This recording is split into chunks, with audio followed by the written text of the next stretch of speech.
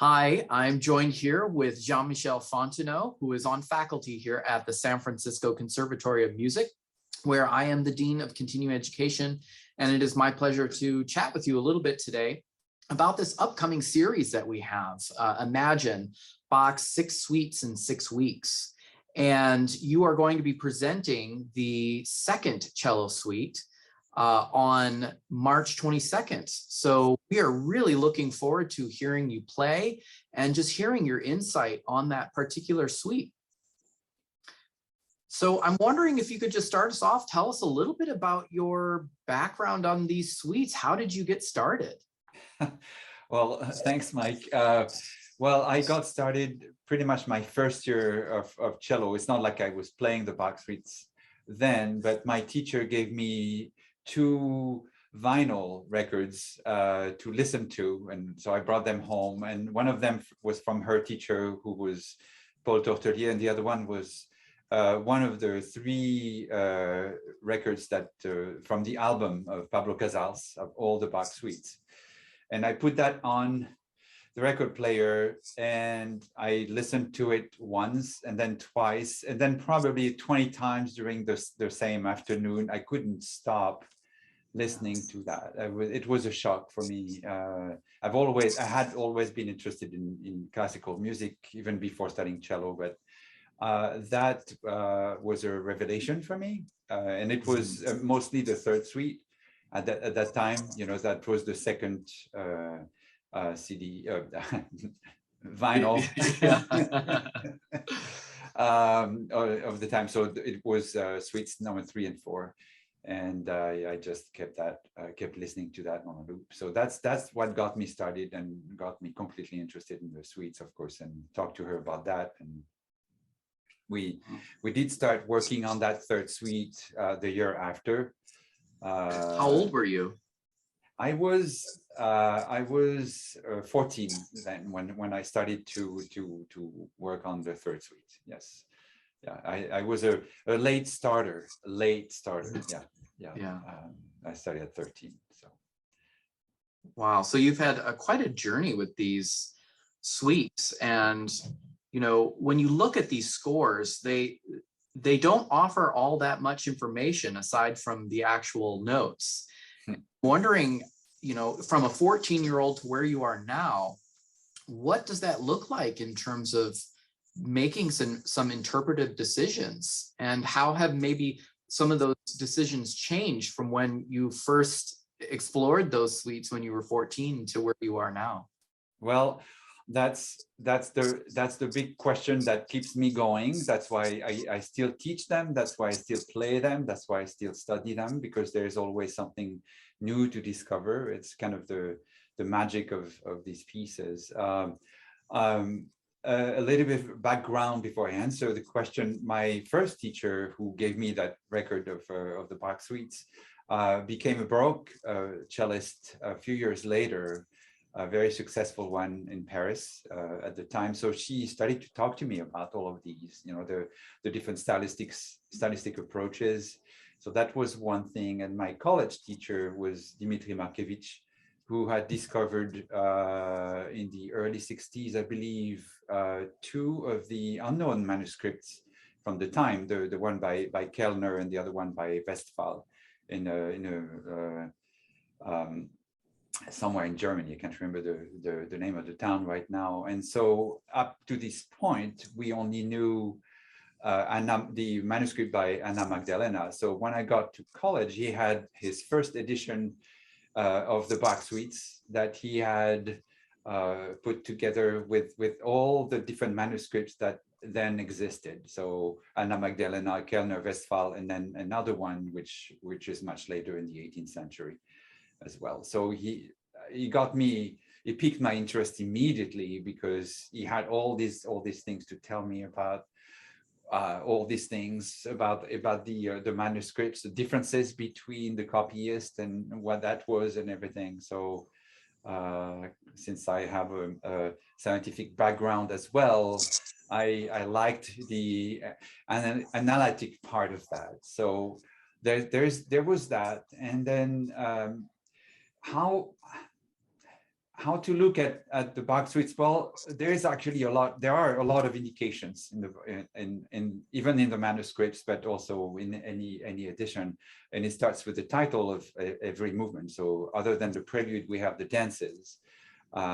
So with the dances, they all have very specific characters, different ways of dancing it, dancing them. A lot of history around them, how they evolved from happening in a small village and how they transformed into the court of a king somewhere in Europe, and all of that's history that probably we'll talk more about. Oh yeah. With all six of us presenting the Bach suites, I'm sure. But that leaves already a lot of breadcrumbs about what to do.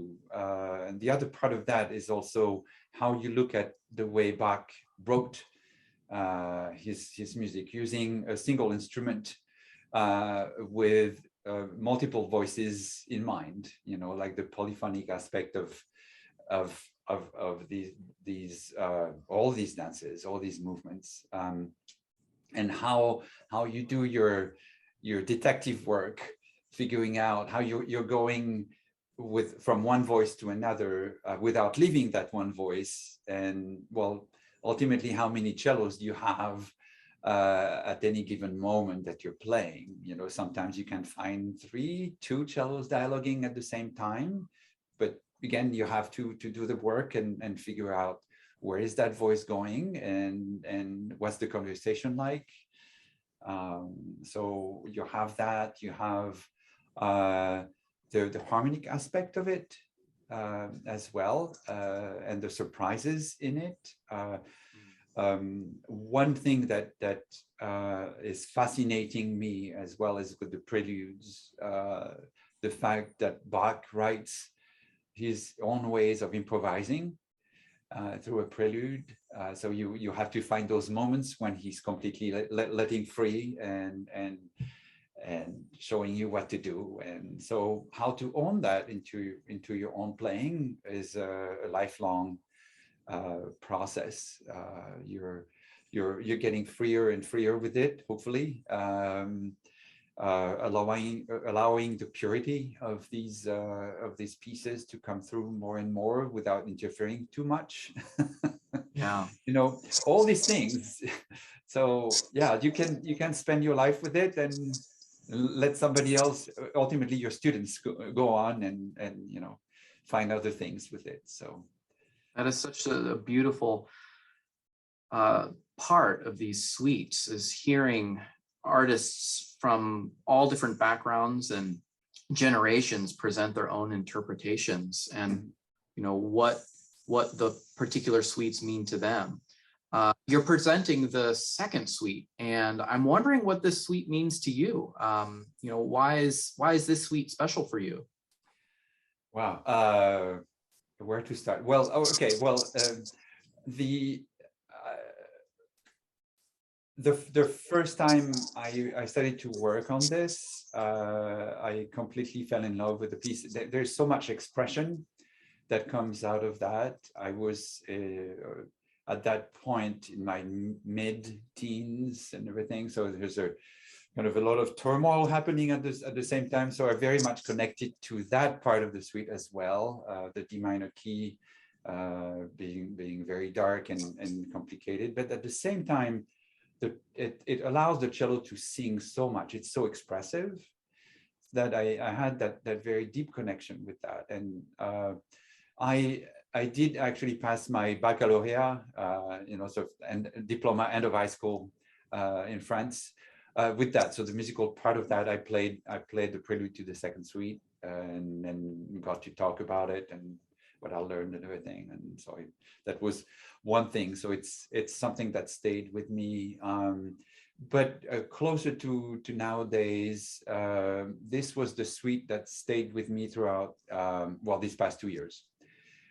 So staying at home with my wife, Dana, we had what we call the Sundays with the Fonteneaus.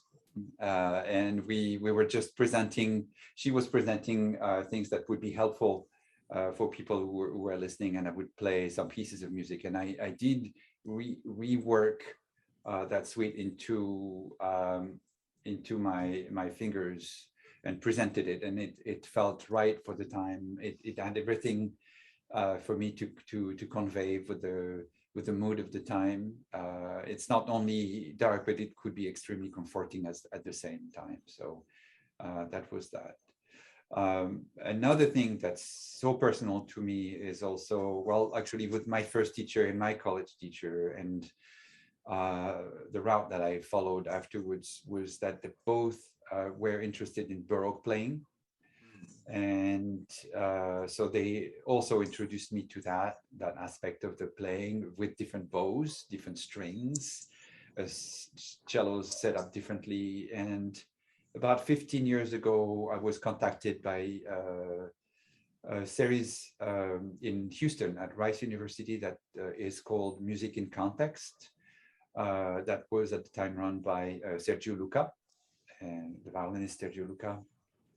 And we are playing on period instruments. So depending on what piece, we would have earlier, like I would have a cello that would be from the time of Haydn with the right strings and the right setup and the right bow, or Brahms chamber music with piano would have a piano from the time of Brahms. They have a beautiful Bösendorfer from 1852. That's absolutely gorgeous, etc. So just understanding more what you can do with also instruments of the time, what it means, and what kinds of sounds that are so different than with modern instruments you can get from that. So that is also something that I discovered more and more. I have a Baroque bow here and just work on those suites now with that. And the second suite especially has a much darker sound on cut strings and with the Baroque bow. Yeah. And do you typically use a different bow when you perform these, or do you play these with the modern bow as well? If it's for a concert, that's going to be with the Baroque bow. I cannot always have gut strings on my cello, but at least with the Baroque bow, it's somewhat easier to approach the sounds and the articulations the way I imagine them. But of course, when I teach that to my students with the modern cello, modern bow, and everything like that, of course, that's how I would show and the sounds, and trying to approach the same kinds of sounds inspired by the Baroque bow or even the gut strings from before, to try and do that also with the modern setup. Yeah. That's wonderful. Well, I really look forward to hearing how you talk about these things with a cello in your hands and demonstrate these things with our audience. It's going to be a great opportunity for people to ask you questions on, how do you make interpretive decisions, and what led you to some of those interpretive decisions. And the fact that you have just this incredible background in really understanding the historical approach and the instruments, I think it really informs what we do today.